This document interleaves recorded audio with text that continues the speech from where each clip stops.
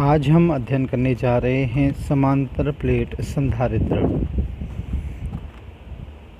समांतर प्लेट संधारित्र के क्या होता है इसे समझाने के बाद बात करेंगे इसकी धारिता की गणना, और अगर इस संधारित्र की प्लेटों के मध्य में परावैद्युत पदार्थ भर दिया जाए तो क्या होगा इसके बारे में भी जानेंगे। तो प्रारंभ करते हैं आज का वीडियो। यहाँ आपको दो प्लेटें दिखाई गई हैं। इन दोनों के मध्य की दूरी बहुत ही कम होती है। तो ये दो प्लेटों की जो ये व्यवस्था है, यह व्यवस्था ही समांतर प्लेट संधारित्र कहलाती है। तो हम इसे ऐसे डिफाइन कर सकते हैं कि समान ज्यामिति और समान क्षेत्रफल की दो धातु प्लेटें जो परस्पर अल्प दूरी पर एक दूसरे के समांतर स्थित हों, तो यह व्यवस्था समांतर प्लेट संधारित्र कहलाती है। प्रारंभ में इसे समझने के लिए हमने इन दोनों प्लेटों के मध्य में माध्यम को वायु या निर्वात माना है। इस चित्र से आप इसकी व्यवस्था को समझ सकते हैं। संधारित्र को आवेशित करने के लिए प्लेटों को बैटरी से जोड़ा गया है, जैसा कि आपको सामने इस बैटरी के रूप में दिख रहा होगा। बैटरी के धनाग्र से जो जुड़ी हुई प्लेट है, जो इसके पॉजिटिव टर्मिनल से, ये पीला वाला टर्मिनल आपको दिखाई दे रहा है, उससे जो प्लेट जुड़ी हुई है वह इलेक्ट्रॉन त्यागती है, तो ऋणाग्र से जुड़ी प्लेट उतना ही इलेक्ट्रॉन ग्रहण कर लेती है। ऐसे में इन दोनों प्लेटों पर समान आवेश प्लस क्यू और माइनस क्यू होता है। दोनों प्लेटों का चूँकि क्षेत्रफल समान है, इसलिए इन दोनों पर पृष्ठावेश घनत्व भी प्लस सिग्मा और माइनस सिग्मा होगा। इन दोनों प्लेटों के मध्य विद्युत क्षेत्र एक समान होगा।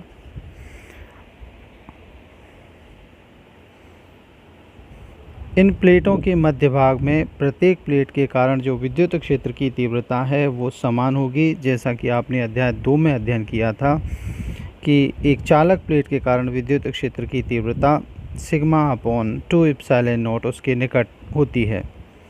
तो इन दोनों प्लेटों के कारण विद्युत क्षेत्र की तीव्रता plus sigma upon 2 epsilon naught और दूसरे के कारण minus sigma upon 2 epsilon not होती है। परंतु दोनों प्लेटों के कारण विद्युत क्षेत्र एक ही दिशा में होगा, तो इसलिए ये जो विद्युत क्षेत्र है वो जुड़ जाएगा। आइए इसे समझें। इससे पहले आपको इस सिम के थ्रू हम आपको आवेशित कैसे किया जाता है। तो जैसे ही आप इसको पॉजिटिव चार्ज देंगे, पहली प्लेट पर पॉजिटिव चार्ज रेड दिख रहा होगा और ब्लू से आपको नेगेटिव चार्ज दिखाई दे रहा होगा। इनके मध्य इलेक्ट्रिक फील्ड जो है वो एक समान होता है, जिसकी दिशा आपको दिखाई गई है, धनावेशित प्लेट से ऋणावेशित प्लेट की ओर होगी।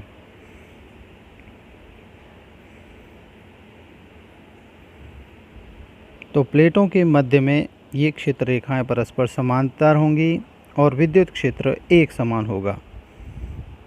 समझें। तो मान लीजिए ये वाली प्लेट आपकी ऊपर वाली ए प्लेट है और नीचे वाली बी प्लेट है। इनको बैटरी से संयोजित करके इसको प्लस क्यू चार्ज दिया गया है और इस वाली को माइनस क्यू चार्ज दिया गया है। तो इलेक्ट्रिक फील्ड जो होगा वो इस धनावेशित प्लेट से, जिस पर पृष्ठ आवेश घनत्व का भी व्यंजक आप लिख सकते हैं,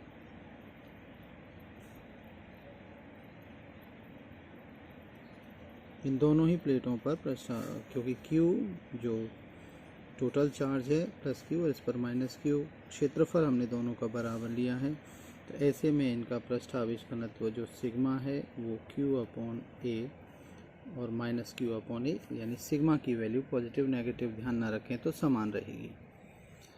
विद्युत क्षेत्र रेखाएं इन दोनों के लिए इस तरीके से ही होंगी। प्लस के लिए ये धन से माइनस की ओर होती है और माइनस के लिए ये अंदर की ओर होती हैं। तो इस प्लेट के कारण, ये ए प्लेट के कारण विद्युत क्षेत्र होगा E due to a plate equals to sigma upon 2 epsilon naught, और इस बी प्लेट के कारण पर जो चार्ज है उसके कारण विद्युत क्षेत्र होगा E B equals to minus sigma upon 2 epsilon naught. तो नेट जो इलेक्ट्रिक फील्ड होगा वो होगा E equals to sigma upon 2 epsilon naught इसकी वजह से, और इसके लिए अंदर की ओर दिशा विपरीत है इसलिए ऋण का चिन्ह लगाएंगे, और यहाँ पर ई बी जो है वो है minus sigma upon 2 epsilon naught. तो यहाँ पर इलेक्ट्रिक फील्ड का व्यंजक आपको फाइनली मिलेगा sigma upon 2 epsilon not plus sigma upon 2 epsilon not, दोनों को ऐड कर दें तो आपको मिलेगा 2 सिग्मा अपॉन 2 एप्सिलॉन नॉट। 2 से 2 कैंसिल हो जाएगा। तो इन प्लेटों के मध्य, इन दोनों प्लेटों के मध्य विद्युत क्षेत्र की तीव्रता का व्यंजक मिल गया आपको E equals to sigma upon epsilon naught. But you have, आपको आइडिया है सिग्मा है Q अपॉन A, तो E हो गया Q upon A epsilon naught. यदि इन प्लेटों के मध्य की दूरी हम स्मॉल d लें, दोनों प्लेटों के मध्य की दूरी को स्मॉल d लें, तो विभव जो होगा प्लेटों के मध्य विभवांतर, अध्याय 3 में आपने पढ़ा है, दोनों प्लेटों के मध्य विभवांतर होगा V, और V और इलेक्ट्रिक फील्ड में संबंध है V बराबर E इंटू डी। ये चैप्टर 3 में आपने पढ़ा है। E की वैल्यू आपके पास ये है Q upon A epsilon naught, तो E की वैल्यू यहाँ सब्स्टिट्यूट कर दें तो प्लेटों के मध्य विभवांतर का व्यंजक मिल गया आपको Q upon A epsilon not into D. C की जो आपको पिछले वीडियो में यानी C यानी धारिता की जो परिभाषा बताई गई थी वो थी C बराबर Q अपॉन V, और V का मान है Q D upon A epsilon not. अगर ये मान यहाँ रख दें तो आपको मिलेगा Q upon Q D into A epsilon not. यहाँ Q से Q कैंसिल हो जाएगा और आपको संधारित्र की धारिता का व्यंजक मिलेगा C बराबर epsilon not A upon D।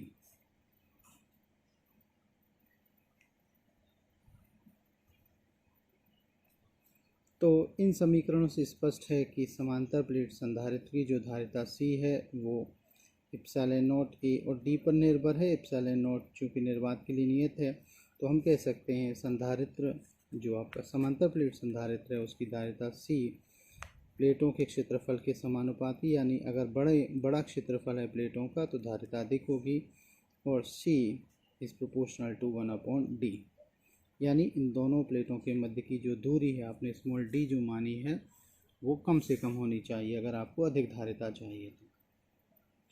तो यहाँ से आपको कंक्लूजन मिल गया है कि C is proportional to A और C is proportional to 1 upon D। परीक्षाओं में संधारित्र क्या होता है ये पूछा जाता है, इसका सिद्धांत, और सामान्यतः समांतर प्लेट संधारित्र की धारिता का व्यंजक पूछा जाता है। इसके अलावा कुछ न्यूमेरिकल और एक नंबर में इंक्लूडेड होते हैं, तो आइए एक कुछ छोटे छोटे न्यूमेरिकल और देख लेते हैं। तो फिलहाल मेरा फोकस उदाहरण 4.5 पे है, जिसमें बताया गया है कि 20 माइक्रोफैरड धारिता के एक संधारित्र को 10 किलोवोल्ट विभवांतर से आवेशित किया जाता है। संधारित्र की प्रत्येक प्लेट पर आवेश का मान क्या होगा। आप जानते हैं Q बराबर CV होता है। C यहाँ 20 माइक्रोफैरड दे रखा है, 20 माइक्रो का मतलब है 20 गुणा 10 की घात -6, और विभवांतर यानी V जो है वो 10 के का मतलब 1000 होता है, तो 10 गुणा 1000, 1000 को 10⁻³ लिख सकते हो।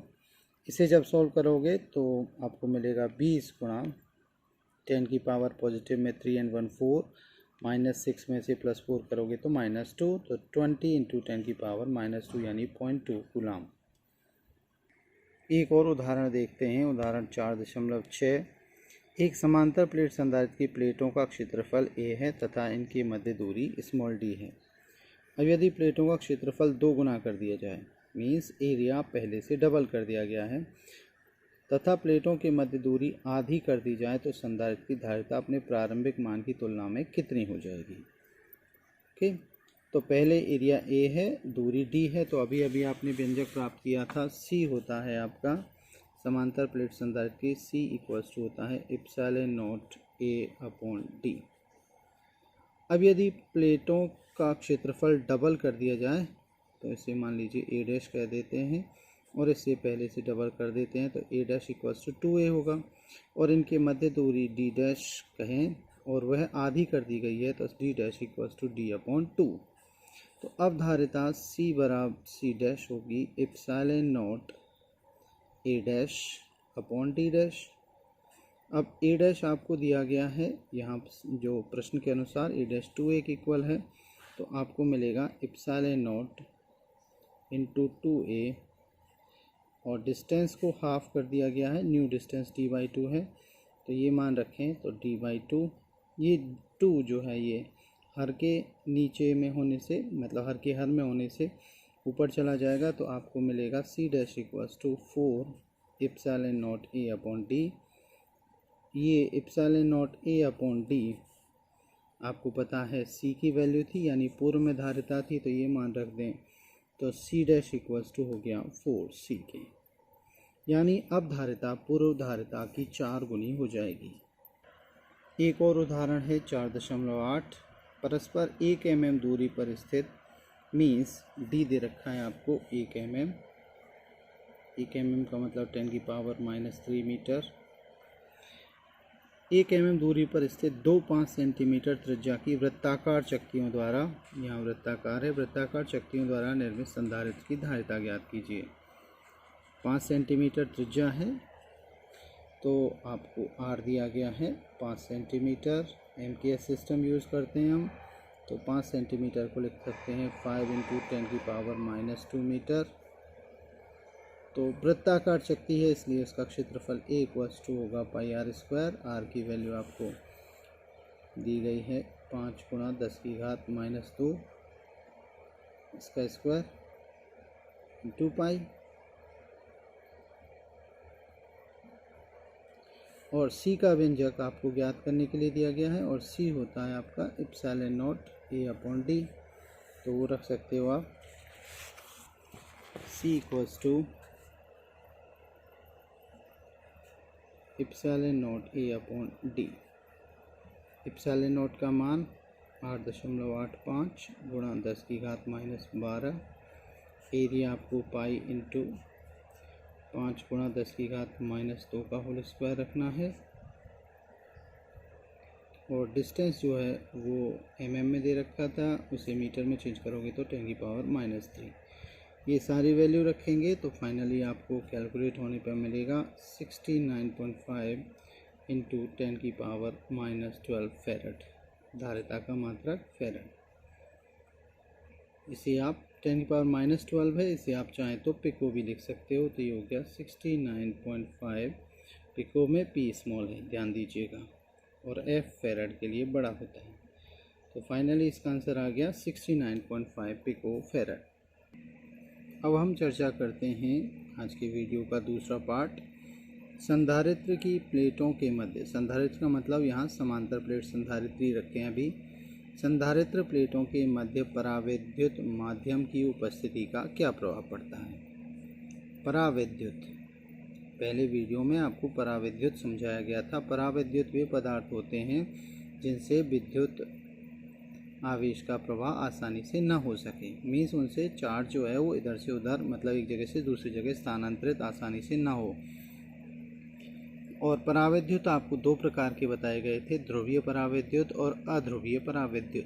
अगर ध्यान ना आ रहा हो तो आप उसे फिर से पहले वाले वीडियो को फिर से देखिए। तो जब संधारित्र की प्लेटों के मध्य एप्सिलॉन R परावैद्युतांक का माध्यम भरा जाता है तो ऐसे में E बराबर σ/ε0 जो पहले विद्युत क्षेत्र है उसका इस परावैद्युत के कारण ध्रुवण हो जाता है। आपको बताया गया था कि जैसे ये दो प्लेटें हैं संधारित्र की और इनके मध्य में कोई परावैद्युत माध्यम भरा गया। इस प्लेट पर पॉजिटिव Q चार्ज है और इस पर सपोज -Q चार्ज है। तो ये पूरा की पूरा के एरिया पर डिस्ट्रीब्यूटेड है जिसकी वजह से सिग्मा था, सेम इसी वजह से यहाँ पर माइनस सिग्मा और यहाँ प्लस सिग्मा। अब जब कोई परावैद्युत माध्यम रखोगे तो आपको बताया था यहाँ पर ये इनके धनावेश और ऋणावेश के केंद्र विस्थापित हो जाते हैं। आप इस तरीके से बना सकते हो। ये जो पराविद्युत माध्यम है उसके धनावेश और ऋणावेश के केंद्र, धनावेश का केंद्र किधर विस्थापित होता है, या रिकॉल कीजिए, धनावेश जो है वो ये धनावेश का जो केंद्र है वो नेगेटिवली चार्ज प्लेट की ओर जाएगा। मीन्स यहाँ पर नेगेटिव चार्ज इकट्ठा हो जाएगा और इस इलेक्ट्रिक फील्ड की वजह से एक प्रॉपर वे में जम जाएंगे और इस पॉजिटिव प्लेट की ओर, सॉरी ये धनावेश था,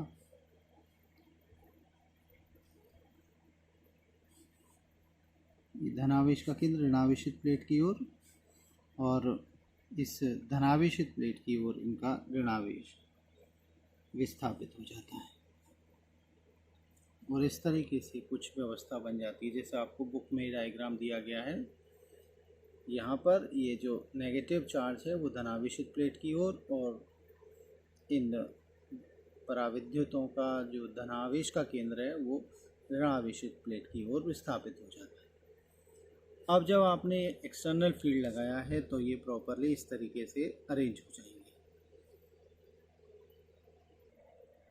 तो इस स्थिति में यहाँ नेगेटिव चार्ज इकट्ठा हो जाएगा, पॉजिटिवली चार्ज प्लेट के निकट नेगेटिव चार्ज इकट्ठा हो जाता है और जो नेगेटिवली चार्ज प्लेट है उस तरफ पॉजिटिव, बीच वाला चार्ज जो है ये समाप्त हो जाएगा क्योंकि प्लस और माइनस, यहाँ तो आपको बहुत कम अणु दिखाए गए हैं परंतु यहाँ बहुत ज़्यादा संख्या में होंगे, तो ये नेट जो चार्ज होगा बीच में वो शून्य हो जाएगा।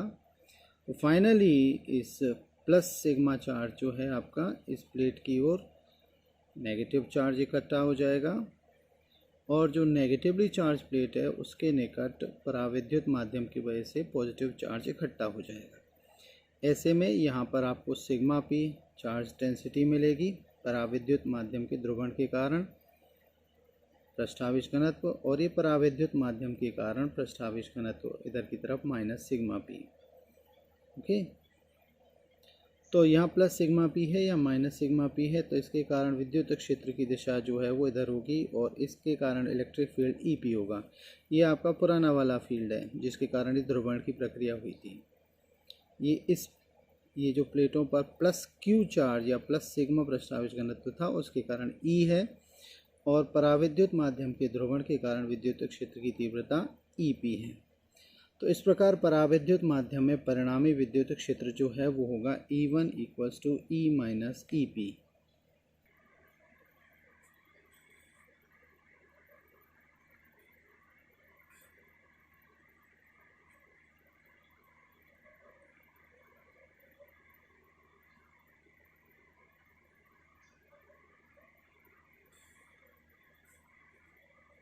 तो नेट इलेक्ट्रिक फील्ड जो हो गया वो हो गया E1 का ही देते हैं, E1 इक्वल्स टू ई इस दिशा में है और EP की दिशा इसके अपोजिट है और ये चूँकि सदिश राशि है इसलिए दिशाएं महत्वपूर्ण रहेंगी। तो E माइनस ई पी, ई का मान है आपका सिग्मा अपॉन एप्सिलॉन नॉट और EP का मान है sigma P upon epsilon naught.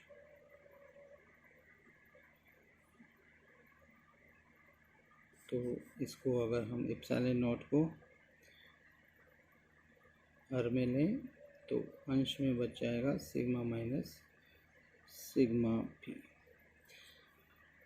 तो इस तरीके से आपने देखा कि E1 equals to sigma minus sigma P upon epsilon naught. तो सिग्मा की बजाय सिग्मा पी अब सब्ट्रैक्ट हो रहा है। आपने पराविद्युत की परिभाषा भी अध्याय 1 में पढ़ी थी और उसके अनुसार पराविद्युतांक की उपस्थिति में इलेक्ट्रिक फील्ड को हम ऐसे परिभाषित कर सकते हैं E1 equals to E upon epsilon R. शुरुआत में पढ़ा था ये आपने चैप्टर 1 में, जहाँ पर सबसे पहले आपको पराविद्युतांक परिभाषित किया गया था। तो E1 equals to E upon epsilon R हो गया। ये दोनों वैल्यू इक्वल हैं, ये भी E1 की वैल्यू है, ये इस चैप्टर 4 के अकॉर्डिंग है और ये चैप्टर 1 के अकॉर्डिंग, दोनों ही इक्वल हैं। तो इन्हें बराबर कर दें तो आपको मिलेगा E1 equals to E upon epsilon R equals to sigma minus sigma P upon epsilon naught. इस समीकरण से स्पष्ट है कि पराविद्युत पदार्थ के अंदर परिणामी विद्युत क्षेत्र संधारित्र की प्लेटों के मध्य पहले से उपस्थित की तुलना में कम है। ऐसे में विभवांतर जो है V अगर निकालोगे तो V बराबर ही इंटू डी होता है। V का मान भी घटेगा, इससे संधारित्र की धारिता के मान में वृद्धि होती है। ओके, अगर आप पृष्ठावेश घनत्व का मान निकालना चाहें इन दोनों समीकरणों से तो इस ई का मान आपको पता है सिग्मा अपॉन एप्सिलॉन नॉट है, तो हम लिख सकते हैं sigma upon epsilon naught epsilon R equals to sigma minus sigma P upon epsilon naught से एप्सिलॉन नॉट कैंसिल हो जाएगा, तो सिग्मा अपॉन एप्सिलॉन आर होगा sigma minus sigma P. Sigma P का वैल्यू आपको मिल गया sigma minus sigma upon epsilon R. Sigma चाहे तो कॉमन ले सकते हो, तो ये आ गया सिग्मा पी बराबर 1 माइनस 1 अपॉन एप्सिलॉन आर। तो इस तरीके से आप प्रेरित पृष्ठावेश घनत्व का व्यंजक भी प्राप्त कर सकते हैं। अगले वीडियो में हम देखेंगे कि भिन्न भिन्न स्थितियों में इस पराविद्युत माध्यम को प्लेटों के मध्य रखें तो किस तरीके से धारिता के मान का मान परिवर्तित होता है।